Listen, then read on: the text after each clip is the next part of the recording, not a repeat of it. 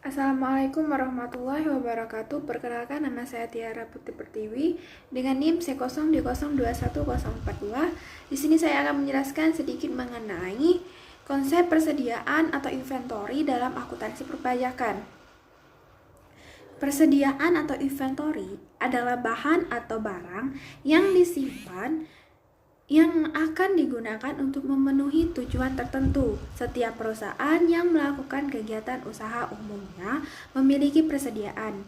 Keberadaannya tidak saja dianggap sebagai beban atau liability karena merupakan pemborosan atau waste, tetapi sekaligus juga dapat dianggap sebagai kekayaan atau aset yang dapat disegera dicairkan dalam bentuk uang tunai atau cash.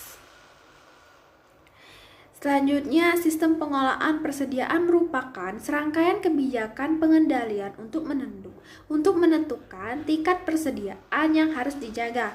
Apabila jumlah persediaan terlalu besar atau overstock, mengakibatkan timbul dana menganggur yang besar, juga menimbulkan resiko kerusakan barang yang lebih besar dan biaya penyampaian yang tinggi.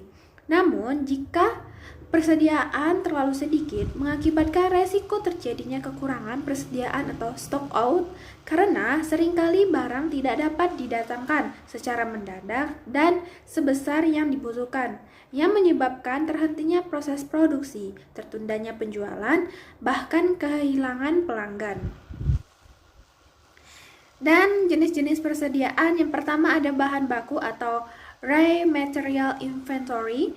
Bahan baku terdiri dari semua barang yang perlu diproses untuk dijadikan produk akhir.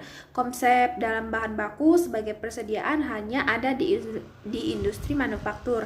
Dalam industri rental tidak dikenakan pemrosesan bahan baku menjadi bahan jadi. Yang kedua, bahan setengah jadi atau working in process inventory. Ketika bahan baku diproses, status meningkat menjadi barang setengah jadi. Barang setengah jadi itu artinya barang ini belum melalui proses quality control dan pengemasan. Jenis persediaan ini pada dasarnya merupakan barang yang sudah diproses tetapi tidak dikirim untuk dijual. Dan yang ketiga ada persediaan memelihara, perbaikan dan operasi atau maintenance, repair, operating, MRO. Pemeliharaan perbaikan operasi digunakan untuk menjaga agar pemesinan dan proses produksi tetap produktif. MRO tetap ada karena kebutuhan dan waktu pemeliharaan dan perbaikan beberapa peralatan tertentu. Dan yang keempat ada persediaan barang jadi atau finished goods inventory. Adalah produk yang sudah selesai dan menunggu pengiriman. Barang jadi bisa saja disimpan karena permintaan pelanggan di masa depan tidak diketahui. Selanjutnya ada persediaan dalam neraca.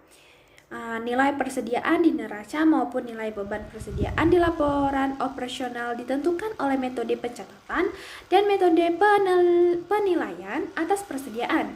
Metode pencatatan persediaan yang lazim digunakan adalah metode fair value dan metode periodik. Sementara itu, penilaian persediaan dapat berdasarkan metode first in first out atau FIFO dan metode rata-rata, metode identifikasi khusus atau metode harga perolehan terakhir atau HPT. Dan dalam metode pencatatan fair value, setiap terjadi mutasi atau perubahan, persediaan dilakukan pencatatan dalam pembukuan atau akuntansi. Mutasi berupa perolehan persediaan akan menambah nilai persediaan. Dan sebaliknya, mutasi berupa pemakaian persediaan akan mengurangi nilai persediaan. Berkurangnya nilai persediaan saat pemakaian persediaan juga dicatat sebagai beban persediaan. Dalam metode pencatatan periodik, pembukuan atau akuntansi tidak mencatat adanya mutasi persediaan. Nilai persediaan tidak terupdate dengan adanya perolehan dan pemakaian persediaan. Sebagai contoh, misalkan pada awal bulan terjadi saldo persediaan 1.000, pada tanggal 10 terjadi pembelian senilai 10.000 dan pada tanggal 20 terjadi pemakaian senilai 7.000. Dalam metode perpetual, pembelian sebesar 10.000 dicatat menambah nilai persediaan sehingga saldo persediaan menjadi sebesar 11.000. Pemakaian sebesar 7.000 dicatat mengurangi nilai persediaan sekaligus sebagai beban persediaan sehingga saldo persediaan menjadi 4.000. Jika tidak ada transaksi persediaan lagi, maka nilai persediaan akhir bulan adalah sebesar Rp4.000. Dan begitu pula sebaliknya dengan metode periodik. Dalam metode periodik, pembelian sebesar 10.000 dan pemakaian sebesar 7.000 tidak dicatat menambah dan mengurangi nilai persediaan. Akibatnya, saldo persediaan masih menunjukkan nilai 1.000 atau tidak terupdate dengan adanya pembelian dan pemakaian tersebut. Pada akhir bulan, dilakukan inventarisasi fisik untuk mengupdate nilai persediaan tersebut. Beban persediaan ditentukan dengan perhitungan saldo awal, ditambah nilai pembelian dan dikurangi nilai persediaan akhir atau hasil inventarisasi fisik. Selanjutnya ada teknik menghitung persediaan akhir.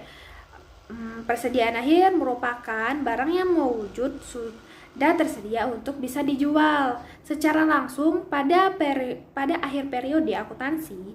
Persediaan merupakan bagian dari current insert atau aktiva lancar yang keberadaannya sangat penting bagi suatu perusahaan. Nilai persediaan juga merupakan salah satu komponen paling krusial di dalam laporan keuangan, terutama laporan neraca dan laporan laba rugi. Bila terjadi sedikit kesalahan dalam memberikan penilaian terhadap persediaan, mengakibatkan kesalahan pada laporan neraca maupun laporan laba rugi di perusahaan. Rumus persediaan akhir. Persediaan di akhir, untuk menemukan persediaan itu, caranya dengan menambahkan biaya pembelian bersih ke persediaan awal, lalu dikurangi harga pokok penjualan. Pembelian bersih ini berarti mengambil pembelian atau diskon dari pembelian persediaan.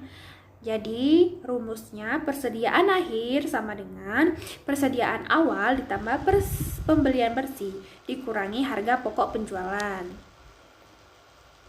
Persediaan awal, persediaan akhir dari periode akuntansi terakhir atau total barang dalam persediaan. Pembelian bersih adalah semua item yang dibeli dan ditambah ke persediaan dalam periode akuntansi yang sama. Harga pokok penjualan atau HPP adalah total pengeluaran biaya langsung oleh perusahaan yang timbul dari barang atau jasa yang diperoleh, yang diproduksi dan dijual dalam kegiatan bisnis perusahaan dalam suatu periode.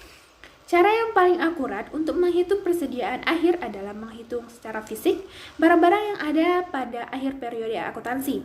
Namun, pendekatan ini hanya dapat dilakukan untuk perusahaan yang kecil.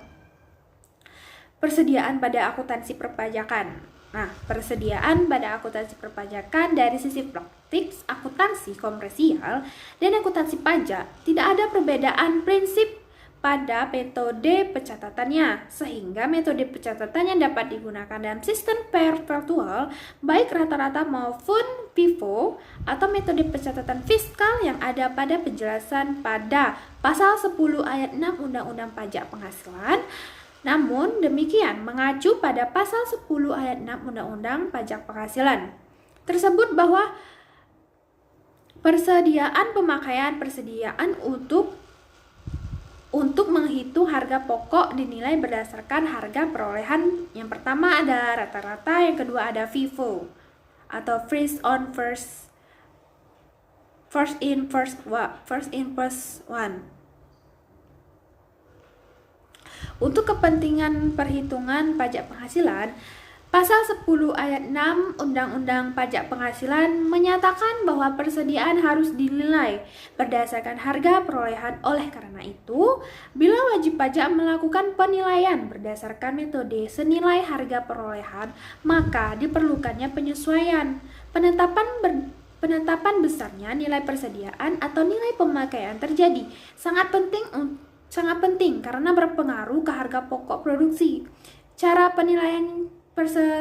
penilaiannya, persediaan yang berbeda pada akhir akan mempengaruhi besarnya penghasilan kena pajak.